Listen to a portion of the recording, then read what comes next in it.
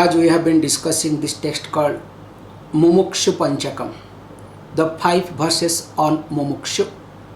So Mukukshu means Muktiḳṣu, the one who is desirous of liberation, who wants to be a free person, means whose first priority is to be a happy person, to be liberated, to be a free person all the time in life. So there are 5 verses. Already we have seen the introduction yesterday. Those who could not attend, they can go to the YouTube and see that recording which is available. You can type Muktiḳṣu Pañcakam, you will be able to find it. However, the first verse, let us read. Vihaya ena krutva kratu vidhura karmadi vihitam dhiyam sansudhyaptva chidachid avalokadi nikaram samaradhya acharyam nati vimati susrussana mukhi prapannah sanpuchet vividishitam atmiyam akhilam. It's a very nice way of looking at, which we have already discussed. A mumukshu is not an ordinary person. It's the first step. Suppose if a person is a failure, definitely that person will be failure everywhere. Suppose as a student, if a person is a failure, whatever job that person takes up, definitely will not be able to deliver either. So if you are a successful person, if you are smart, intelligent, because here smart, intelligent does not mean that using for your benefit sake. Here, that's why last class we discussed uha poha vichakshana buddhi. So you should have enough of logic to understand where you are going wrong, and to really understand that what others are trying to talk to you, communicate to you. That uha puha vichakshana buddhi has to be there. Or else what will happen is you will have all your smartness and intelligence to destroy yourself. That's why instead of this happiness, you look for indirect happiness that we have discussed already. So all of us will look for happiness, but always it is indirect happiness. That's why a person has to be a successful person. That means the person must be a responsible person, because without responsibility there is no success either.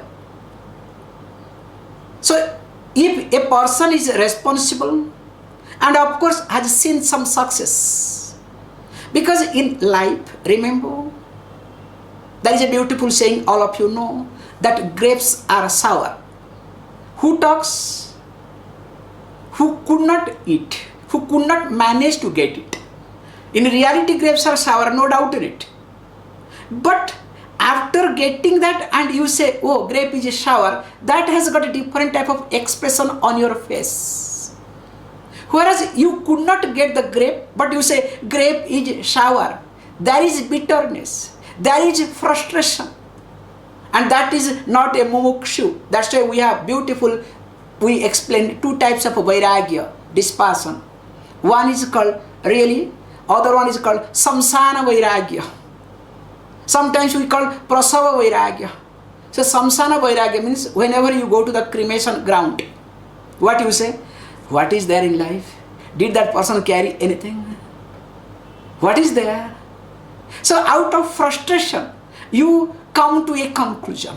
But that is not truth, that is not reality. Really, that is not growth either.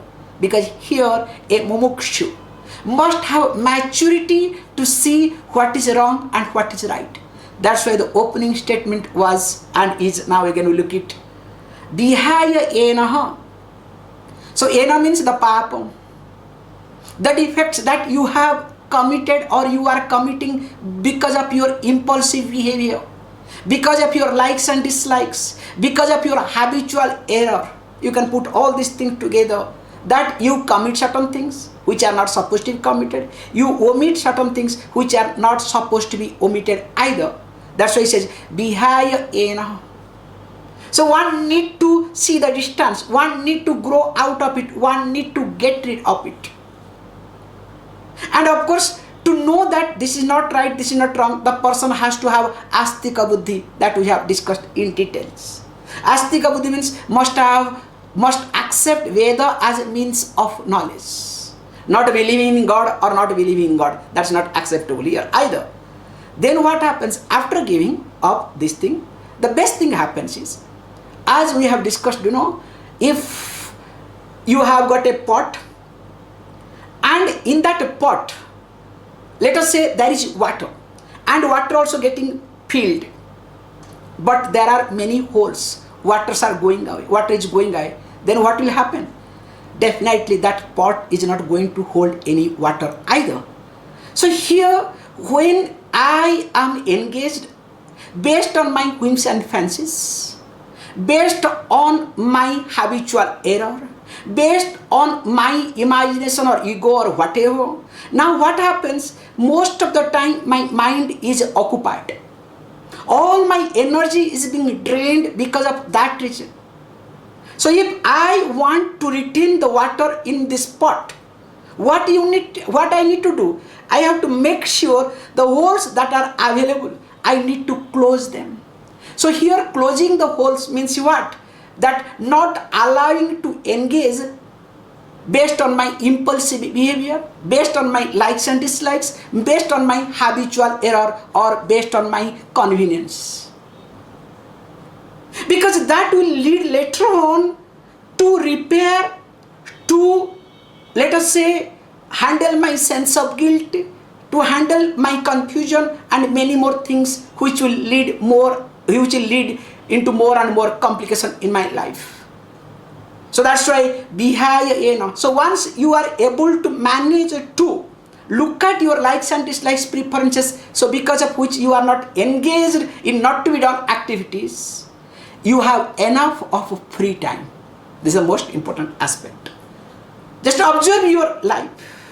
How much you are engaged with reference to non-activity oriented actions. In fact, from morning to evening, if you look at, more than 40 to 50% you waste time in all these aspects. That's why this is the first thing is, if you want to save time, if you want to really see some growth in you, and of course which will lead not to look at wrong things or not to do many things in your life either. Then what happens? Okay, after that what to do? He says, Krutva kratu vidhura karmadi vihita. You need to do, you cannot keep quiet. That's not allowed either. Because if you keep quiet, that is the destruction. You will bring all sort of problem in your life. So you just hear, kratu means, here is rituals. There is a difference between action and ritual that we have to understand. Because when you do any action, there the actor is predominant. Karta, without kartutva bhavam, sense of doership, there cannot be any action. So any action you do, you try to control. The actor wants to control that action. Please understand most important aspect. Through action, day by day, the actor becomes stronger. That's why action never allows you to grow up. Action always makes you to achieve things. In the process, you strengthen your ego, your individuality. So those who are action oriented, definitely they achieve many things in their life. But in the process, they strengthen their ego, and when they break down, definitely they get destroyed in their life. So here he uses what sort of thing to be done? He uses the first word called kratu. Kratu means it's like it is a ritual. Especially here is a fire ritual. Why fire ritual will be looking into in details. So kratu means ritual. Please understand, ritual and action, there is a big difference. Because it's like we look at, for common people, especially if you observe, generally taking shower you consider as an action. But we look at In Vedic culture, taking shower is a ritual. It is not an action. You look at having food is an action. Remember, taking food is not an action. It is a ritual.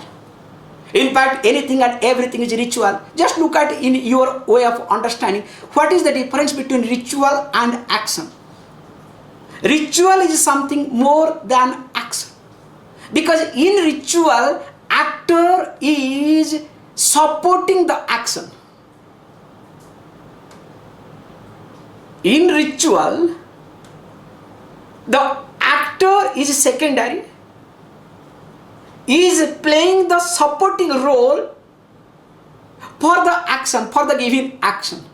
Whereas in action, the actor is only present. If anything goes wrong with the actor, action stops then and there. If the actor is being challenged, you stop the action then and there. Whereas what happens to the ritual? Even if actor is being challenged left, right, and of course you know most of the cases in the ritual, priest makes no difference which religion you belong to. The right time they challenge, extract what not they do.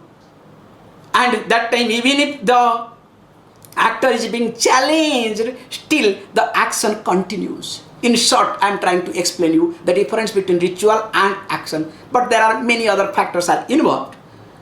So when you do the ritual, now in the process you make the actor to support.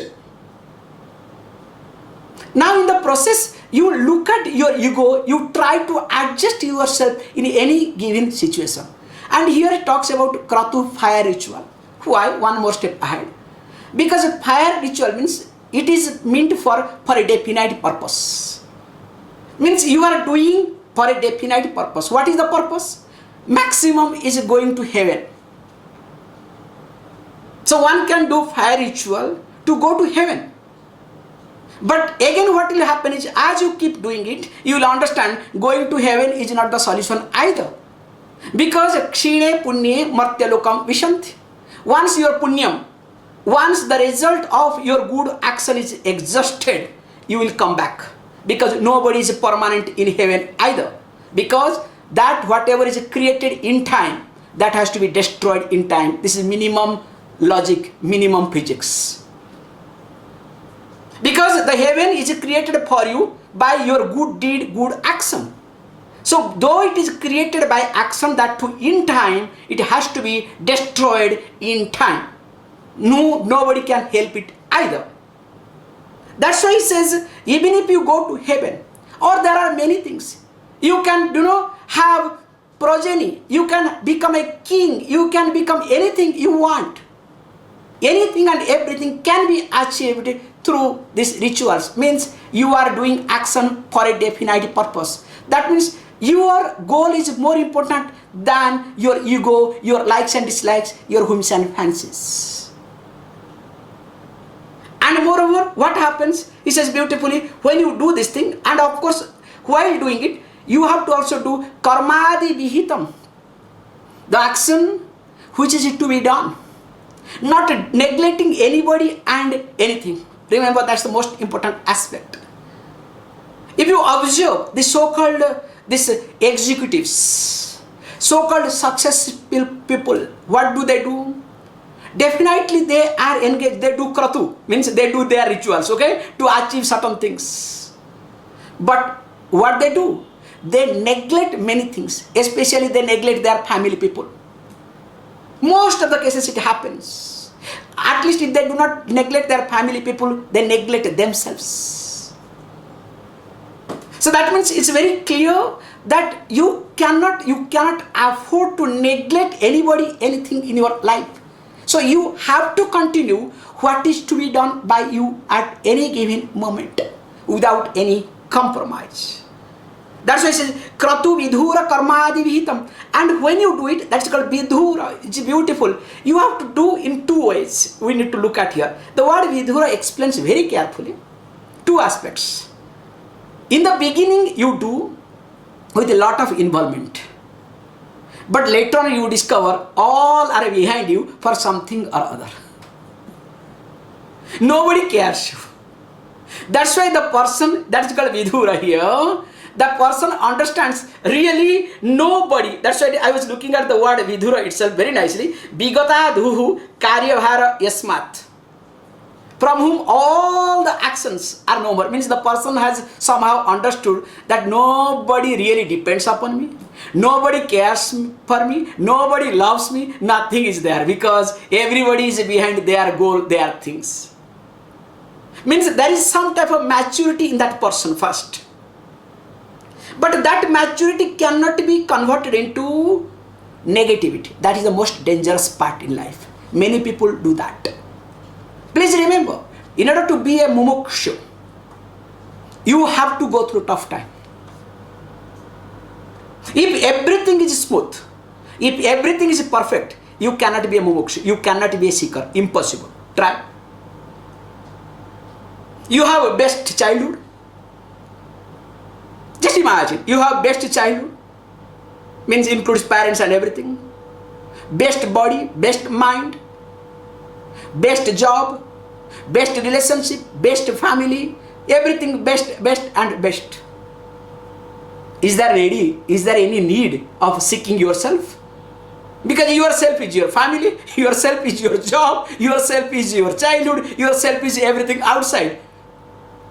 Only when something goes wrong, please understand, only when something goes wrong, then you are getting beaten up. Your ego gets beaten up. So when your ego gets challenged, that is the time you wake up. So when you wake up, it can happen two ways. You can be negative. You can make that as an opportunity. It is completely in your hand. And this is what we call as a grace. Only grace plays the big role. That situation, whether it will be turned as opportunity or negative, it is completely depends upon the grace. If you don't have grace, please understand, even if you break your head, I am 100% sure again you will go back to the negative mode. The mind will not accept anything. Mind will keep challenging anything and everything. So that is what is being highlighted here. Kratu Vidhura. So this word is Vidhura means what? You see the limitations. So after seeing the limitations, again you continue. But what happens to you in your life? When you see the limitations, when you discover in your family, starting with the family, nobody loves you. Nobody cares for you. Nobody bothers about you. What you do? You get into depressive mode. You get into a corner. You want to isolate yourself, and in the process you want to destroy yourself. Can you see this point? Or some people will be rebellious, will fight, will create all sort of a mess. That's another approach. Both are not healthy. So here it says, when you come across this, in spite of that, you continue what are to be done. That's the beautiful point. You never neglect anybody. You are being neglected by everybody, but you neglect anybody. That is the characteristics of a Mukukshu. You are neglected by anybody and everybody. In fact, if you want to be a Mukukshu, you must be prepared to be neglected. But you don't have right to neglect anybody either, because you need to do what are to be done. Then only then what happens? What will happen? The next point it says beautifully, that is the clue here. Dhyam sansodhya. So why you do all these things? He says, in order to purify, in order to change your way of thinking. Because if you look at whatever activities you do to strengthen your way of thinking, to prove your way of thinking, to continue your way of thinking or your way of functioning, both. But here it is not like that. The purpose is here to purify. So how to purify? Purification here is means what? Seeing the limitations of your way of thinking. We have discussed in different contexts purification different ways, so I want to bring little bit change here. So here it says beautifully that you need to look at very nicely and carefully that how you should purify, means how you should see that your mind is functioning and you must able to see the limitations of it, which is being talked very nicely. That Chitasya Suddhaye Karma in Viveka Chudamani comes. Chitasya Suddhaye Karma Natu Vastu Palabdhaye. Vastu Siddhir Vicharena. It goes like this. So Chitasya Suddhaye Karma. For a common person, karma is being done, action is being done to achieve something. Whereas for a Mukukshu, all karma is being done just to purify one's own way of thinking. That is what is being highlighted here. Dhyam Sansuddhya. So all activities that you do to make sure that your way of thinking is polished. Instead of purification, you can use the word polished. Because if you do not polish your way of thinking, you will be more miserable. That's why nowadays we all have everything. But in spite of everything, we are miserable. In olden days, just look at your grandparents. They did not have many things. Whatever they could not imagine, that we have nowadays. But if we compare their happiness and our happiness, you know what is the gap, what is the difference. Because somehow they had this, their ego or their way of thinking was polished. Our way of thinking is not polished at all. That's why we are unhappy. So he says beautifully, once your way of thinking is being polished, next thing what happens? Chidachid avalokadi nikaram. So you need to see, please understand, this is the point difference. If you do not polish your ego, if you do not polish your way of thinking, everywhere you will see your presence. You understand?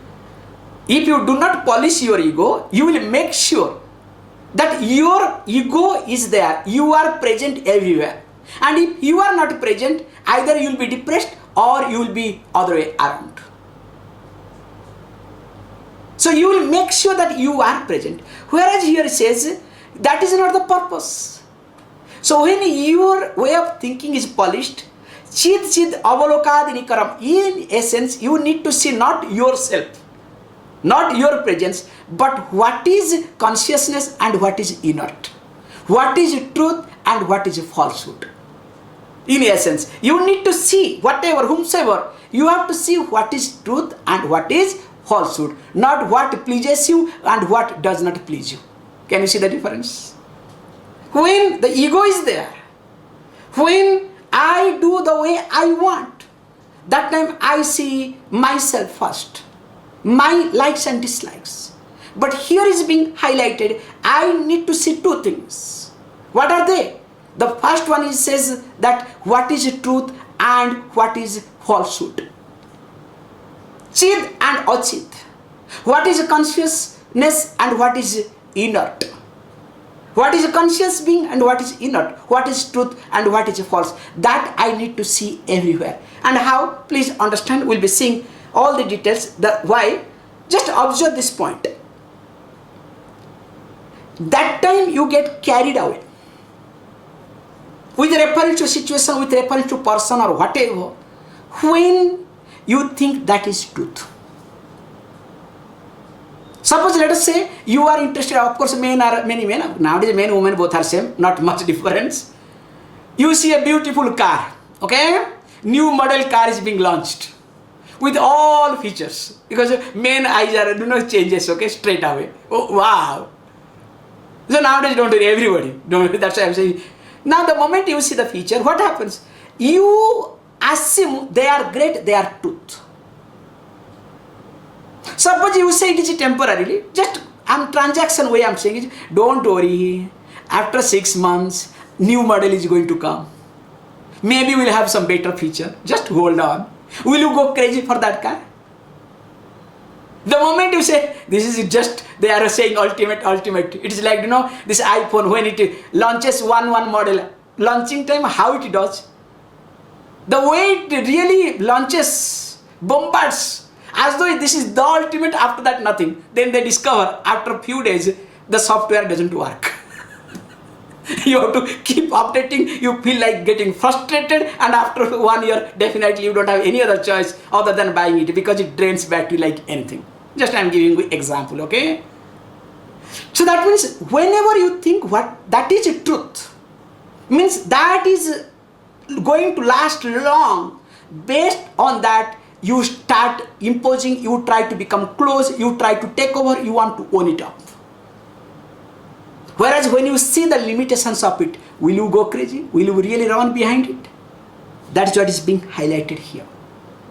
Then what happens? Once you understand this point, this is the minimum thing one has to understand with one's own experience. And it comes when there is a growth. After that, what is to be done? Okay, I understand. He says, the third line says, Samaradhya Acharyam. You need a person in your life. And who is that person? He says, Acharya. Soyam acharati anyan acharati cha. The one who lives and helps others to live. The one who lives and helps others to live. So you need to approach the teacher. And he says, Samaradhya. Samyak Rupya Aradhya. You need to, here Aradhya means you need to give due respect. In fact, here Aradhya means you need to worship. You need to accept that person in your life. Then only what will happen? Accepting your life means that you have to think in that person's way of thinking. Not accepting other way around, please understand. You have to understand very carefully. Accepting here means very clear that you have to learn to think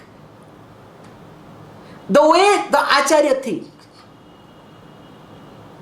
So that is how it is done. No, it's very clearly we say, when you accept, suppose you love any deity, that those who accept, let us say Lakshmi, you will discover their facial appearance and everything will be like Lakshmi. Suppose if you are interested in Durga, of course Durga quality will come. If you are interested in Kali, Kali quality will come, remember. So each deity that you worship, automatically those quality you get it. So here, Samaradhya Acharyam. So when you start respecting, when you start really, here says, worshipping and bringing the Acharya in your life, that means what? You tune your way of thinking the way the Acharya thinks. And who is Acharya? Acharya who is embodiment of teaching. Of course, will come next line. Because if the Acharya talks the way he wants, from one's own imagination, you know, different type of Acharyas are there in India and overseas, don't worry. So everybody adds Acharya before, so becomes Acharya. Everybody adds Guru, Sadguru before. It's not like that. Acharya has to talk in keeping with scripture.